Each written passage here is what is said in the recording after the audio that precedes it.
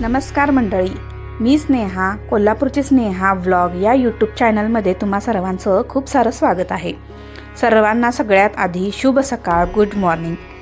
तर आज आम्ही चाललो होतो श्री क्षेत्र ज्योतिबा वाडी रत्नागिरी येथे दर्शनासाठी.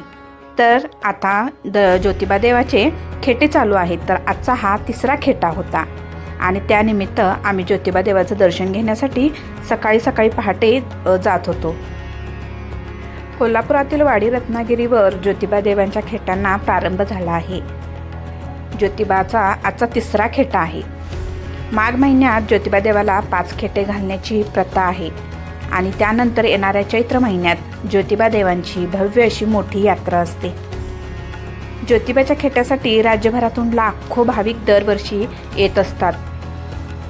या खेट्यांच्या निमित्ताने मंदिरात विविध धार्मिक कार्यक्रमाचं आयोजन केलं जातं. ज्योतिबा खेट्यांना पहाटे 4 वाजल्यापासून प्रारंभ होतो.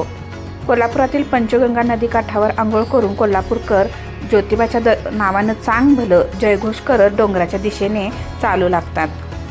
कोल्हापूरकरांच्या सर्वांच्याच घरचा कुलदैवत हा ज्योतिबा देव आहे. त्यामुळे खेट्याच्या दिवशी अख्खं कोल्हापूर ज्योतिबा डोंगरावर दर्शनासाठी येतं. पहाटे अंधारात बॅटरी घेऊन ते अनवाणी पायाने डोंगरावर दर्शनासाठी येतात. पूर्वीपासून खेट्यांची परंपरा कोल्हापूरकरांनी जपली आहे. अगदी न चुकता कोल्हापूरकर खेट्यासाठी आवर्जून जातात. पण हे खेटे कधीपासून आणि का घातले जातात, यामागील कथा काय आहे हे आपण आजच्या व्हिडिओमध्ये बघूया. ज्योतिबा देवांच्या याबाबतची आख्यायिका अशी आहे की करवीर निवासिनीने कोल्हासूर राक्षसांच्या वधाच्या वेळी केदारनाथांना आमंत्रित केलं होतं. त्यामुळे आई अंबाबाईच्या मदतीला केदारनाथ धावून आले. जेव्हा मोहीम फत्ते झाली तेव्हा ते माघारी परतू लागले आणि हे अंबामातेला समजताच त्या आहे तशीच अनवाणी पळत देवाकडे आल्या. तेव्हा देव वाडी रत्नागिरी डोंगरावर पोहोचले होते. अंबामातेने ज्योतिबा देवांना करवीर नगरीच्या रक्षणासाठी त्याच डोंगरावर थांबण्याची विनंती केली. देवांनीही ती मान्य केली. साक्षात केदारनाथांचा अवतार ज्योतिबा देव त्या डोंगरावर स्थायिक झाले आणि करवीर नगरीचं भाग्य उजळलं. तेव्हापासून कोल्हापूर ते ज्योतिबा डोंगराकडे पायी चालत खेटे घालण्याची प्रथा आजतागायत सुरू आहे. सध्या भाविक चालत तर कधी गाडीने खेटे घालतात, तर काही भाविक कुशिरे गावापर्यंत चालत जात तिथून गायमुख मार्गाने चालत डोंगरावर जातात.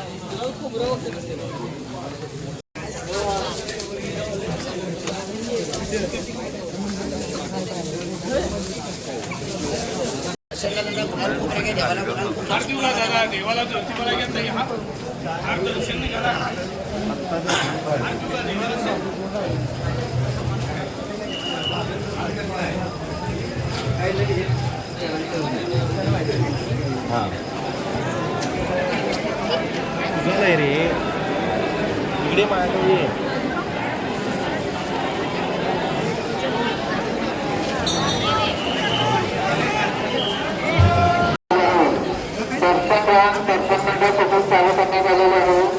ज्या भाविकांना दर्शन लागू पाहत असेल त्यांनी दक्षिण दरवाजा छत्रपती शिवाजी महाराजचे इथून दर्शन मंडप या ठिकाणी जायचं आहे. दर्शन मंडप इथून चालू करण्यात आले.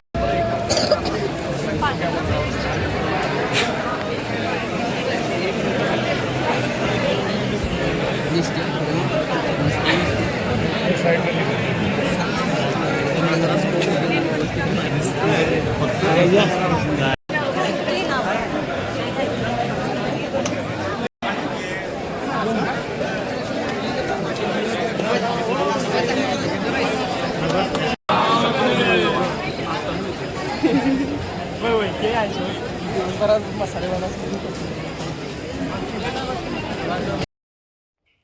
श्री ज्योतिबांचे दर्शन घेतल्यानंतर चाफेबनातील यमाई देवीचं दर्शन करण्याचा दंडकच येथे आहे. यमाईच्या दर्शनाविना ज्योतिबाची वारी पूर्ण होत नाही अशी मान्यता भाविकांमध्ये प्रामुख्याने दिसून येते. त्यामुळं श्री क्षेत्र ज्योतिबाचं दर्शन झाल्यानंतर प्रत्येक भाविक भक्त हा यमाई देवीचं दर्शनसुद्धा करूनच घरी परततो. यमाई देवीचं मूळ स्थान सातारा जिल्ह्यातील औंधे येथे आहे. ज्योतिबाच्या आग्रहाखातर चैत्र महिन्यात देवीचे वास्तव्य ज्योतिबा डोंगरावर असते. चैत्र यात्रेचा मुख्य दिवशी यमाई म्हणजेच रेणुका आणि कट्यारूपी ऋषी जमदग्नी यांचा विवाह सोहळा दरवर्षी थाटात पार पाडला जातो. चैत्र यात्रे दिवशी सासनकाठी व पालखी सोहळा सर्व यमाई देवीच्या भेटीस जातो. देवीस पीठ मीठ वाहण्याची पूर्वापार परंपरा आहे. नवीन लग्न झालेले दाम्पत्य मंदिरासमोर दगडाच्या व खापराच्या उतरंडी लावतात. ही उतरंड म्हणजे 14 चौकड्या व 7 समुद्ररूपी विश्वाचं प्रतीक. आम्ही नवजीवनाची सुरुवात तुझ्या दारातून करतो तेव्हा आमचा संसार सुखी कर असे साकडे घालून भाविक देवीस पीठ मीठ अर्पण करतात.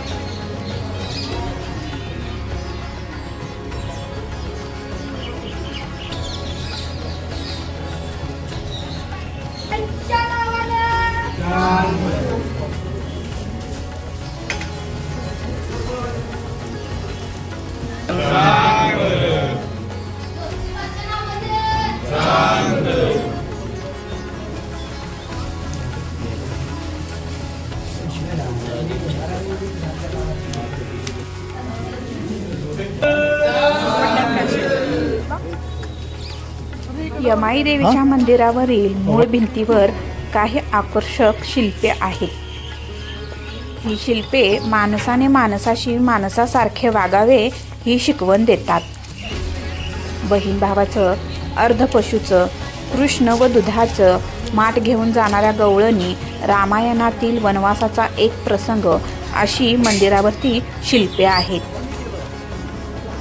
डोंगरावरून दिसणारं निसर्ग सौंदर्य, मंदिराचा पवित्र गाभारा आणि जागोजागी गुंजणारे भक्तिगीत या साऱ्यामुळे इथे आल्यावर एक वेगळीच ऊर्जा आणि सकारात्मकतेचा अनुभव येतो. ज्योतिबा यात्रेचा हा अद्भुत प्रवास भक्तांच्या हृदयात कायमचं घर करून राहतो. तर मंडळी, आजचा व्हिडिओ कसा वाटला मला नक्की कमेंटद्वारे सांगा. नक्की कमेंट करा कसा वाटला नक्की सांगा. आणि व्हिडिओ आवडल्यास लाईक करा, शेअर करा. चॅनलला ज्यांनी सबस्क्राईब केलं नाही त्यांनी नक्की सबस्क्राईब करा. तर अशाच नवीन व्हिडिओसोबत भेटूया आपण पुढच्या व्हिडिओमध्ये. तोपर्यंत सगळ्यांना बाय बाय. स्वस्त रहा, मस्त रहा, आनंदी रहा. जय महाराष्ट्र.